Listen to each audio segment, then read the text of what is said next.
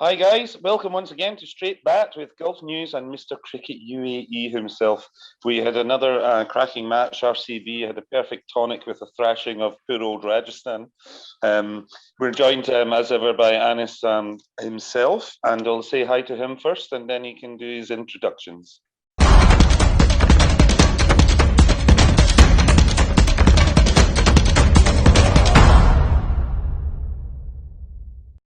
Hi, Matt. Hi, Sham. Hi, Satish. Hi, Romit. Hi, Hussein. It was not a cracking match. It was a whipping of RCB, which I remember telling on our fan page that RCB is going to whip the RR boys, and it did happen. I'm afraid at one stage they were 100 for one, and at that time I thought I might be proved wrong, but RR probably were too much in a hurry, and they were on 150. So they managed to score 50 runs probably in the last 10 overs and lost, I don't know how many wickets, 9 wickets rather. Mm-hmm. Yep. Okay. And Sham, can you give us a little wrap up from the stadium? Yeah, like I pretty much agree there. It was not a cracking match at all. And although it promised to be one, but it never reached that heights because the start was stunning actually. I thought we had a match on our hands, but the thing is, once the openers left, I mean, there was hardly any fight left in Rajasthan. And the thing is, Rajasthan is so much reliant on Sanju Samson that the moment he goes, then the rest of them collapse in a heap. This has been a pattern we have seen in all the other previous matches. And so this was, so when he went, the collapse, when the crash occurred, it was not much of a surprise really. And anything less than 150, I never thought they would that would be enough to test the Bangalore batsmen. And they just coasted to victory. Mm-hmm. Okay, it's pretty anticlimactic. Okay, and Dr. Romit, we'll come to you with your black armband on first. The Rajasthan Royals are looking as though they might be a spent force this time around. I am, I'm confused, to be honest, because we had the first 10 overs with full of adrenaline, and then we had the remaining 30 overs full of hypertension. So, like Mr. Cricket said, I've already packed my bags. But then I have few things to say that definitely what Shyam said that Sanju Samson, people rely on him a lot. But then today it was his mistake when he had hit 2 sixes in a row. He could have had some patience knowing that, the overs from 11 to 15 are critical overs. And in IPL, I have seen most of the debacles that have happened recently for the best of the best teams is lack of patience. I don't know why they want to go for shots. They can even go for singles and doubles. They've forgotten that. And that is something to really worry about.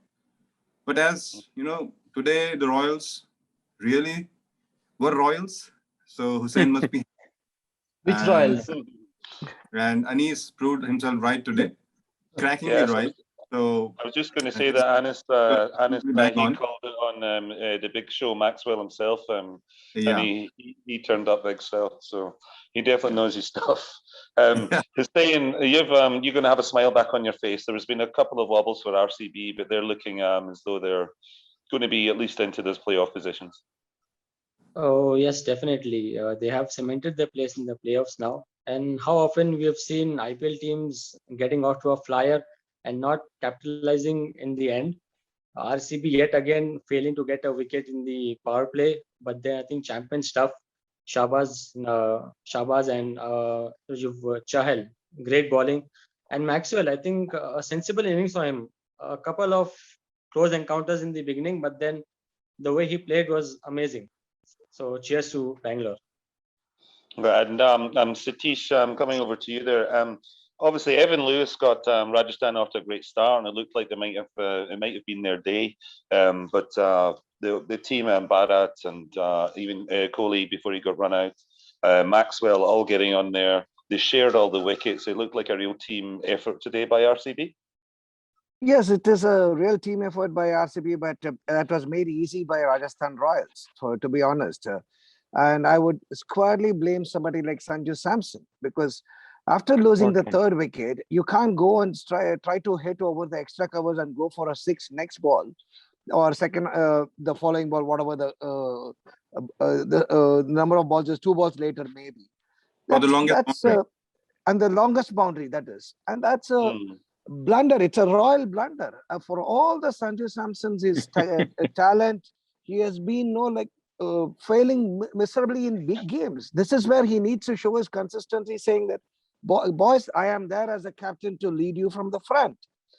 Instead, if he had waited for a few overs, maybe rotated the strike, allowed that, or he could have played that role where Kohli played yesterday, where you can allow the other batsmen to go for their shots and you can hold one end up. These are some of the tactical mistakes you can't do as a captain as well as a talented batsman. That's first and foremost. And the next good thing which I would like to point out here is the rhythm Chahal has got into. He's bowling brilliantly. So that's probably we might even think that he would have been a better choice in the World Cup. So these are some of the good points. Of course, 149 with such a batting lineup. Actually, when they were going at 200, almost looking at 200, Bangalore could have still chased with the batting lineup they have. So that kind of a batting lineup, and you end up with 149, it's like a cakewalk for them. And Satish, let me add to you, just before the match started, Sanju Samson has released a video where he said that, I have proven myself as a batsman consistently. Today, I have to prove myself as a consistent captain. And then there he goes again and does a mistake. I really hope he's not. I really hope he's not watching this today, because he's going to feel really. Every single one of you have got the knives out for him today. But just to move on briefly, Rajasthan completely out of it.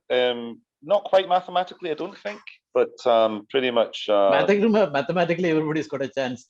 Even Sunrisers might have a chance. They need a miracle. They need a miracle on a showing like this. And RCB will have their tails up again. Now, Anis, obviously we've talked before about Maxwell and he took a bit of a time out for mental issues. Does he look like he's right back in the zone now? Oh, yes. I still remember last year, rather at the beginning of the year, he had taken a break out of cricket. And a lot of players go through this, not because of the bio bubble, but he really was going through a tough time because I've known him through a friend of mine. And that's the reason he had this tough issues, but his wife helped him out a lot. His wife is an Indian, mind you. Guys, she's from Chennai, just for information. Oh, okay. And you need that support of a lady who can, change your life, because when you get into a depression, it's a very, very difficult thing. And a lot of cricketers, you must have heard, whether it is an X, Y, Z cricketer, they've gone through this torrid time and a lot of people couldn't come out of it. So it's good to see Maxwell coming out of it and performing with the bat, because this was the same Maxwell who had scored 130 runs in 14 games from Punjab. And today he's on almost 360 or 70 runs at a strike rate of 150 plus. Yeah. I'm sure RCB must be thanking their stars that they made the right choice by bidding him for 14 crores, which is $2 million US. Yeah, I think we all wish him all the best and hope that we can get the best out of him, especially with the World Cup coming up. Now, just a last little run around the guys. Sham, where do we go from here in terms of the run into the playoffs? Yeah, the way we've been discussing for the last 2 days, it pretty much stays the same. The top two positions, Chennai and Delhi Capitals, are there, and RC pretty much cemented the third place. So the top three spots are taken. So the scramble is between Kolkata Knight Riders and Mumbai.